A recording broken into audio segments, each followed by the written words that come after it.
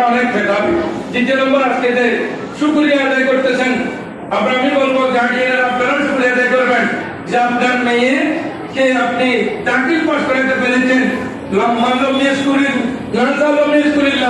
আপনি টিচারদের কৃতজ্ঞতা প্রকাশ করবেন আপনারা, কারণ টিচাররা কষ্ট করে আপনার মেয়েকে লেখাপড়া করেছে, যার কারণে আজকে সফলতা পেয়েছেন, সাফল্য মণ্ডিত হয়েছে।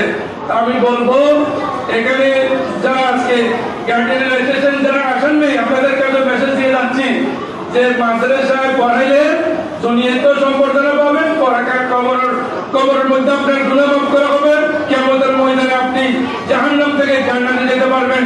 এইগুলো একমাত্র যারা নেককার দিনদার এর উপরে হলো মুমিন ইমানদার যারা নেককার যারা তাদের কারণে পাবেন।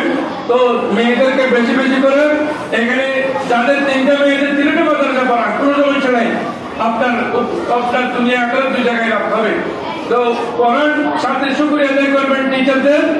এরপরে গার্ডিয়ান সমাবেশের কথাও আমি বলেছি, গার্ডিয়ানরা একটু সচেতন হবেন যাতে আরো লেখাপড়া ভালো হয়, আরো ভালো হয়, এই দিকে আপনারা নজর রাখবেন।